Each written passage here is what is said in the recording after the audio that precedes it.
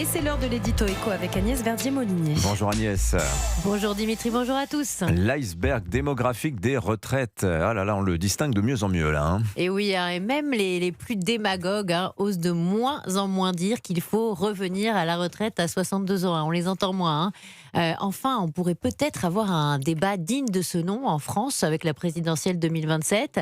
Et alors, que nous dit le Conseil d'orientation des retraites dans son nouveau rapport ? Ce que nous disions déjà quand le corps jouait les rassuristes à bon marché, que notre système de retraite, il n'est plus soutenable sans report de l'âge.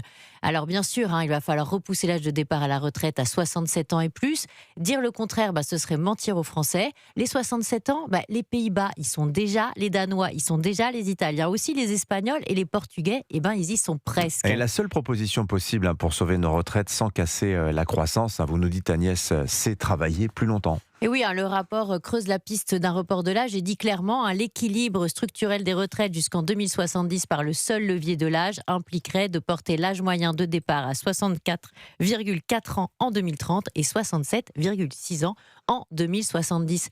Mais en fait, le corps, il ne va pas assez loin. 67 ans, il faudrait les atteindre dès 2041 si nous voulons rééquilibrer nos régimes de retraite, mais aussi faire des économies pour ne plus ponctionner la branche famille.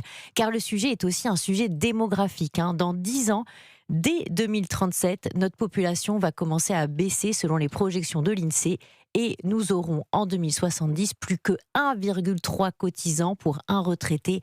C'est une situation intenable. Le déficit des retraites prévu dans le rapport du corps, il est évalué à 2,4% du PIB en 2070. Exact, et ce notamment car nous n'avons plus assez de naissances en France. Pour revenir à 1,8 enfants par femme, il faudrait plus de 70 000 naissances supplémentaires par an.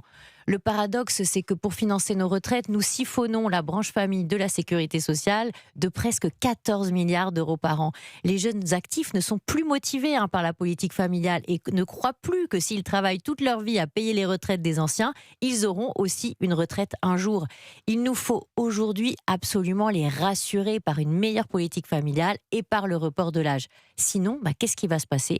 Nos jeunes actifs ne voudront tout simplement plus ni avoir d'enfants, ni travailler et cotiser pour des retraites en baisse ou inexistantes pour eux dans quelques années. Et là, le système, qu'est-ce qui se passe ? Il s'effondre tout simplement. Les gens le privatisent de façon déjà d'eux-mêmes en capitalisant dans leur coin. Ça se passe déjà comme ça. C'est déjà ce qui est anticipé par nos concitoyens. J'ai rencontré un gamin de 15 ans, il a ouvert un PER. 15 et ans. Voilà, 15 ans. Un plan et plein de retraite.